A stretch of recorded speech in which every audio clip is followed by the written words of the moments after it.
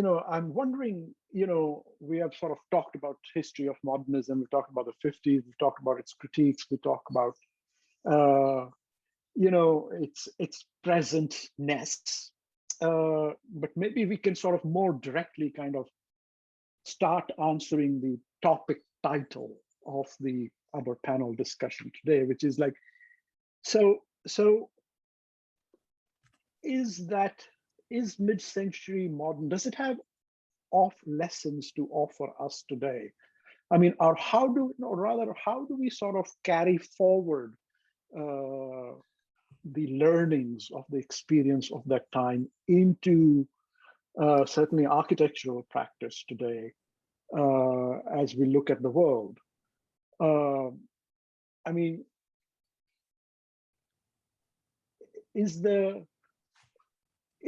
there are two aspects to this. I mean, we've been talking about this. There is the modernist idea of critique, right? I mean, how do you sort of produce work, and how do you think about it? How do you locate it in the world, and how it is critiqued within its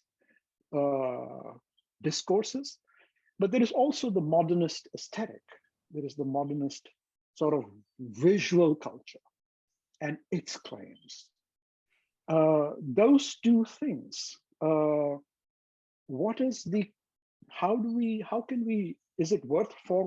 we forward those two questions today?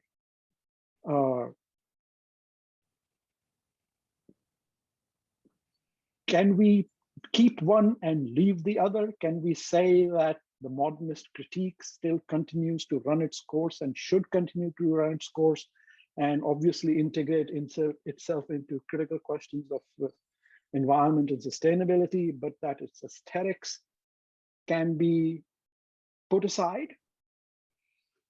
Or do the two things go together?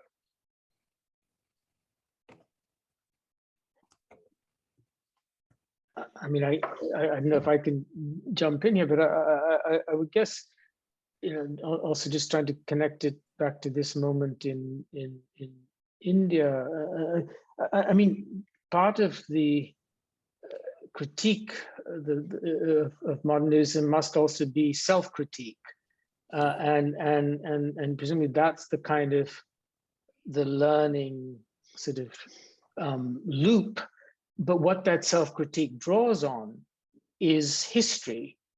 And so, going back to the question of what's happened to theory and what are the resources it gives us. Well, I mean, maybe what the Indian experience is showing, and I think your book helps us to see also, is that the Indian experience is now an accumulated history of certain experiments with modernism.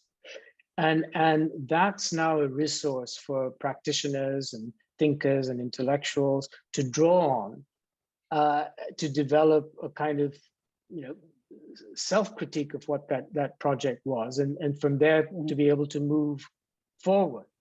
And so I think it's a very interesting moment for us in India, because we now have a sufficiency of historical experience with this type of work, and now the beginnings of a kind of scholarly and intellectual engagement with that experience.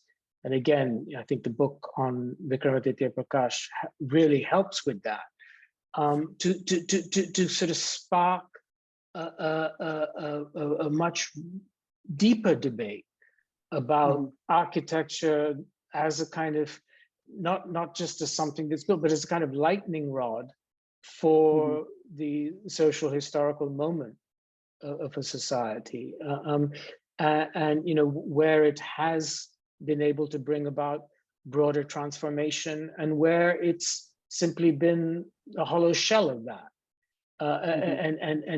So I think there's a way in which, and because the Indian historical experience is actually quite big and expansive, there's a way in which that can speak to the kind of global discussion as well. It's not just a local experience in that way. It's actually a pretty large and substantial one. What do you mean? What do you mean over there? What's the echoing there of the Indian to the global? I mean, I suppose what I mean there is that instead of seeing it's a common point, but instead of seeing as, you know, the India as an instance of experiments with modernism, India as actually a kind of primary laboratory of where these experiments were going on, and therefore to make much more use of that history and reflection on that history to rethink the whole theoretical and practical project of modernity, rather than seeing it as a kind of, you know, sort of outlier, an interesting outlier, but rather as kind of fundamental to the very project of it. Yeah, I mean, I would agree. I mean, I think that that's a great point, Sunil, which is that, you know, the Indian case, I would argue, and I think many people would, that was a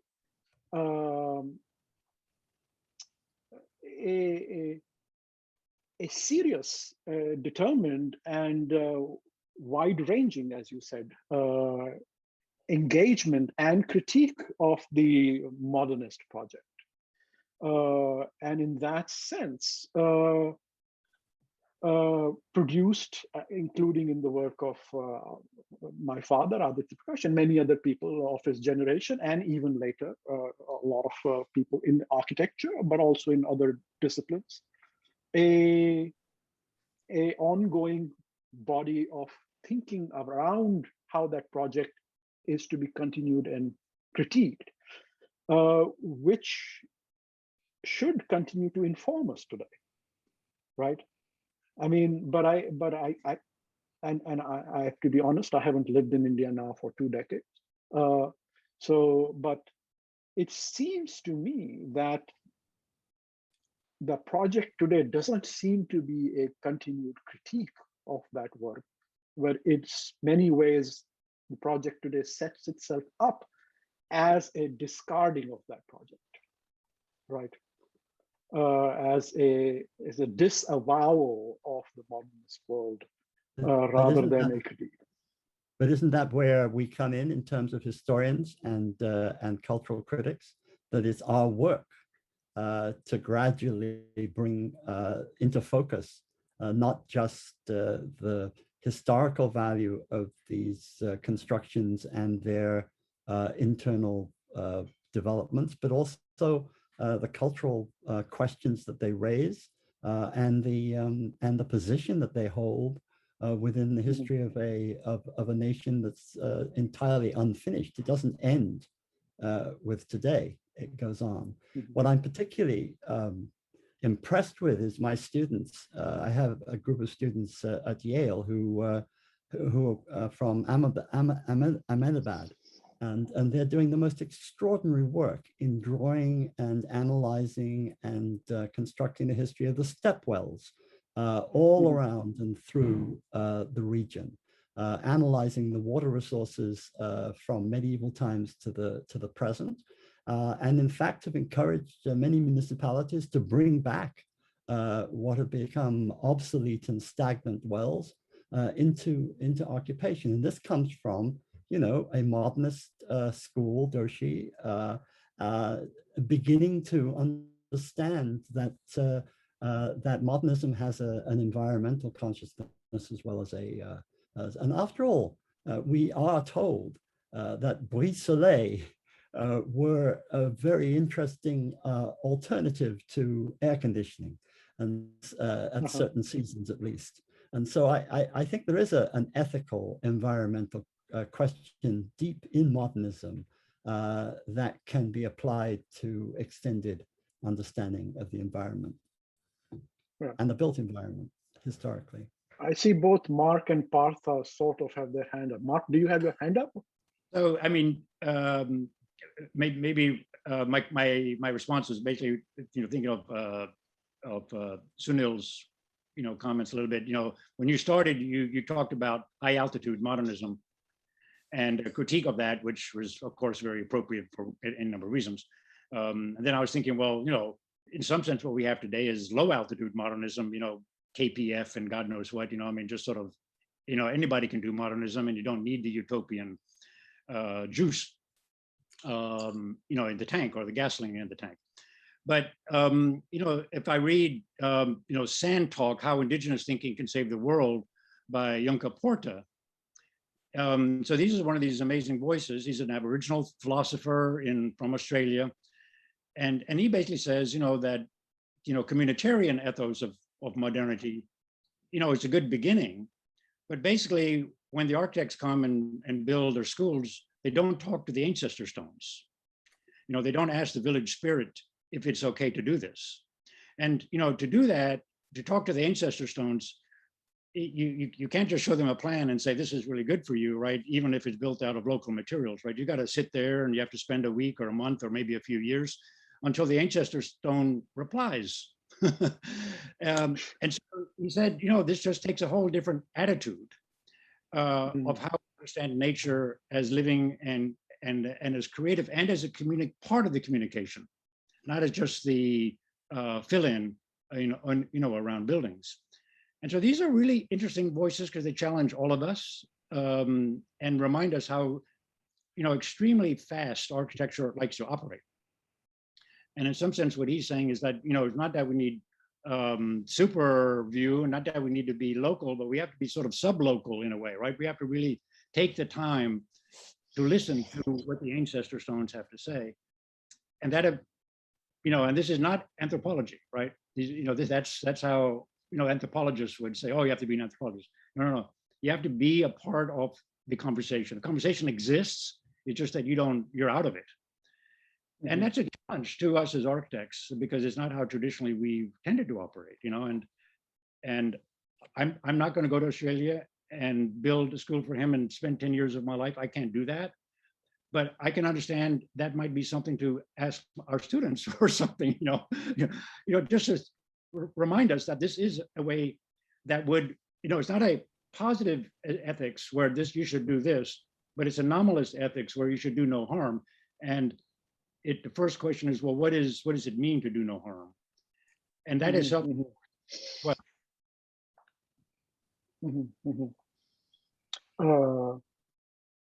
yeah, go ahead, Partha. Okay. Again, I'm going to think of something very different.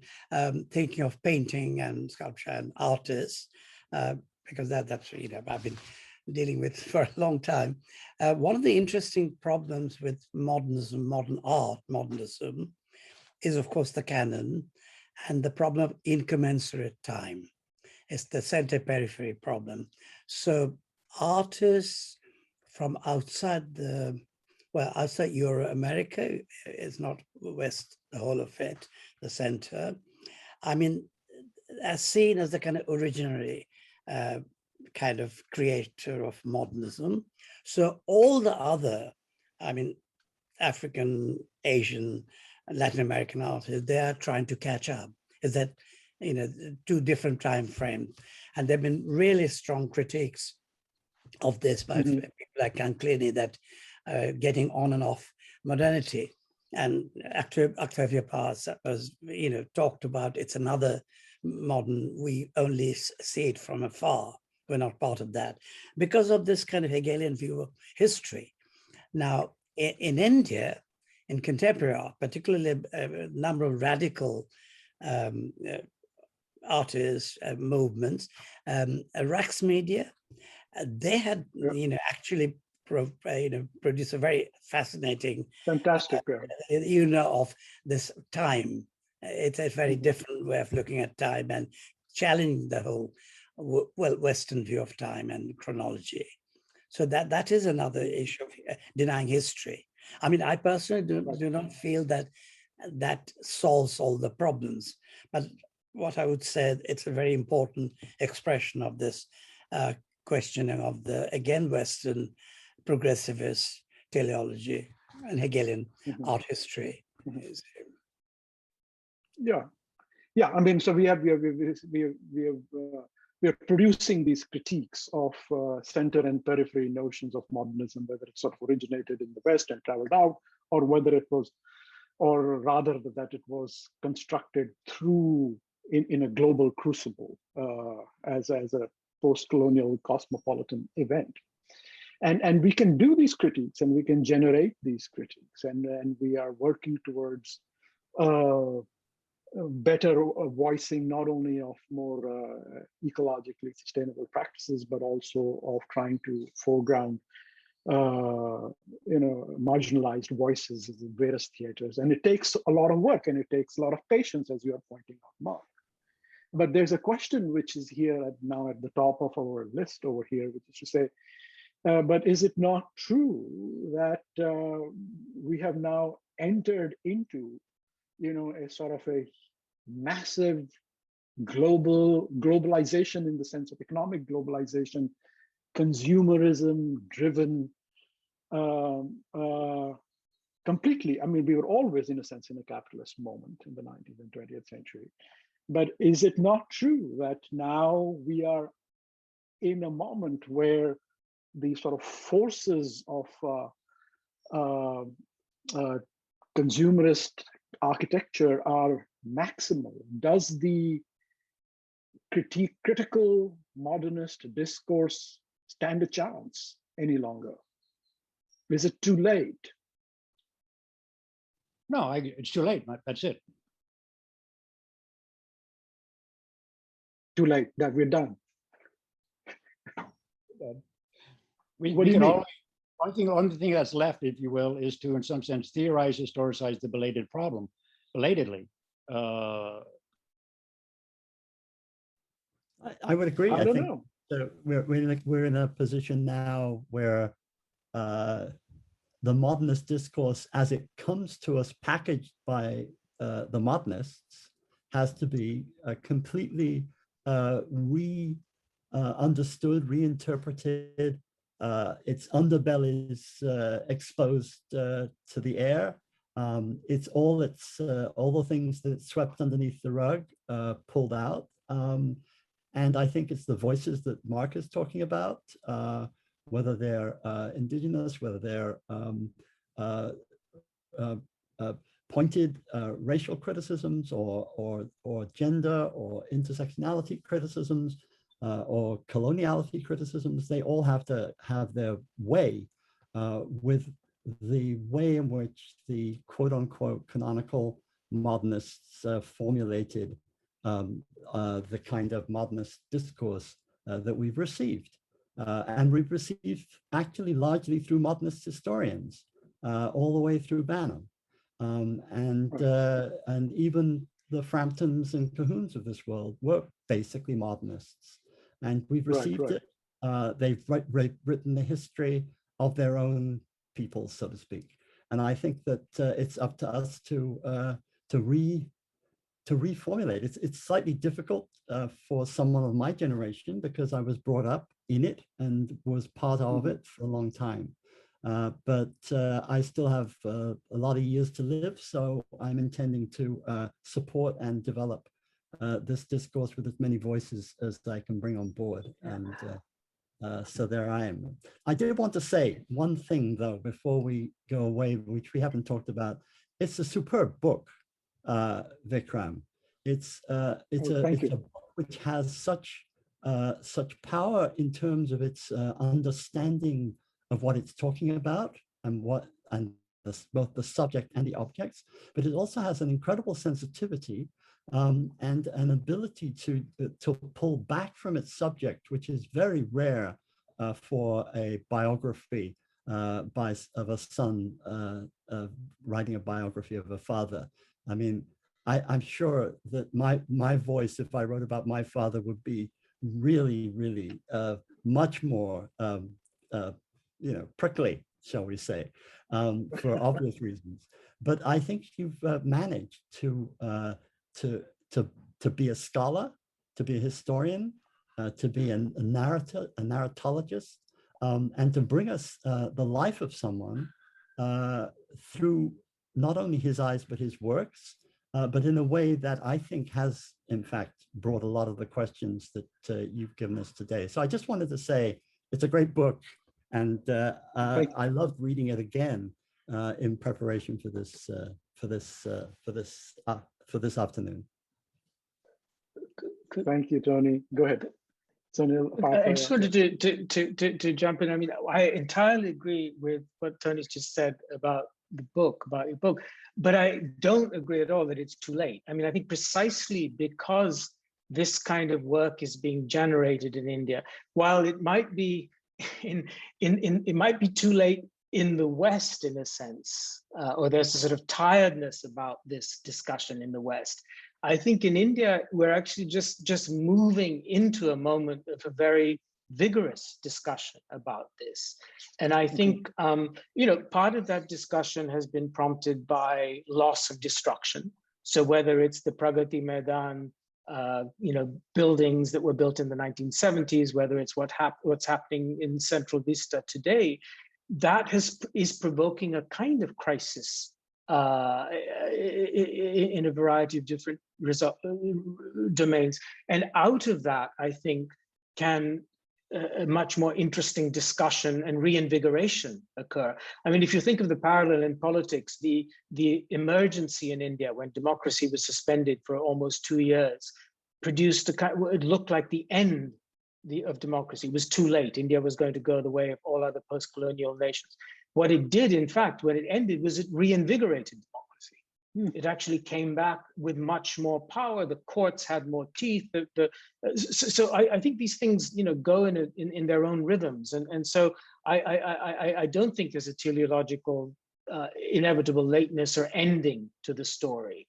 And I think, you know, what happens in India, the kind of historical engagement, the particular looking at individuals, as your book does, and you know, the way in which modernism in this sense permeated and infiltrated every aspect of someone like Aditya Prakash's life, that actually provides a kind of sorry, and no doubt. Sorry, no. that's my computer. Aditya Prakash's life, absolutely. I mean, I think that those sorts of biographical accounts, as well as the more large-scale efforts, I think are part of what's generating a very interesting potential conversation in India. Yes, thank you. I would agree with that. Pausa? Sorry, can you hear me? I just want to say a few words, very personal impression. I mean, reading that book gave me so much insight into an amazing person, but also that period, that the whole interaction between the individual, Aditya Prakash as an architect, as well as someone who is living through the beginning of independence. Now, to be slightly autobiographical, I mean, I was born before at the twilight of empire, before independence. And I'm now thinking about, this is the time, thinking about my own life, and it's been a long life. And what I found, lots of things, parallels, I sort of love reading. I mean, his, you know, having education and going to England and really responding also to English culture, European culture, very I loved reading. I mean, he was so interested in operas and other things, but also coming back to India and really being engaged, you know, engaging with that period. It's a very exciting period. And I would say it's an exemplar of proper decolonization. That's the beginning. And how one does it by interacting and not rejecting things, but to have positive approach to it. And I think it's a very interesting model because, as I say, I've been thinking about my own life, and this gives me a lot of pointers. He's older, a lot older than me, but that's not, you know, the point. But yeah, no, absolutely, it's a revelation, and thank you, you know, Vikram. Thank you. Yeah, thank you, everyone. We are at Mark. Do you want to round it out? Well, just then very quickly. Yeah. That, am I good? Yeah. Go ahead. Yeah, you're on. Yeah, the sensibility of the book is quite, you know, profound and a great way to think about biography generally. The part of many wonderful aspects was the last closing images of your father's studio, you know, which are sort of like the son, you know, after the whole trauma of your father's death, the son walking into the studio with the camera and recording sort of the daily view. This is what the studio looked like, with the brushes and the paint cans open and the stuff lying about on the floor and a very big mess. and you really felt the emptiness or the absence, of your father. This is sort of his gaze, but your gaze at the same time, coming after all of that, reading all this stuff, and then you walk into the empty studio and you see everything that had been just sort of there when a person dies so quickly. I just felt very moved by the closing photographs in particular. Well, thank you, all of you, for the very generous words. I mean, it is a question of how do you inherit, in one sense, a legacy, both at the personal level and at the level of the nation. And I suppose we're trying to push that into the level of modernism, which is the question today. And I have actually, I'll just take, before we round up, I have a lot of his work still with me, and I have it available on my walls. So in many ways, or I have brought that archive here, and I have it over here. We are out of time, unfortunately. I know there are a lot of questions, and I know the publishers are not very happy I didn't get through a lot of questions, but I'll try and save them and try and respond to them in another way. But first, let me thank all four of you for your generosity, for your thoughts, and for your time, and for your engagement, both with the book and with the topics that we took on today. For the audience, for all the people who are still here, almost 70, 80 people are still in the audience, although it's very late in many parts of the world. Thank you for being here. Thank you for being a part of the conversation. Before we close, I want to thank in particular the people who have worked hard behind the scenes. First of all, of course, Bipin Shah. Bipin, are you there still? The fantastic publisher, oh, there he is, and Bipin of Mapin Publishing. I know he was the life and soul behind the book in many ways, and a strong supporter. And I just want to take a moment to publicly thank you, not only for this book, but for the annals of books that you have produced for Indian art and Indian architecture and the discourse that you have fielded for us. So thank you also then for putting this webinar together. Of course, the book was specifically designed by Ishan Khosla. I cannot be more grateful for all the people who have shown up in the audience, everybody who supported this, and certainly the four of you for engaging in this conversation. Thank you very, very much. Thank you very much.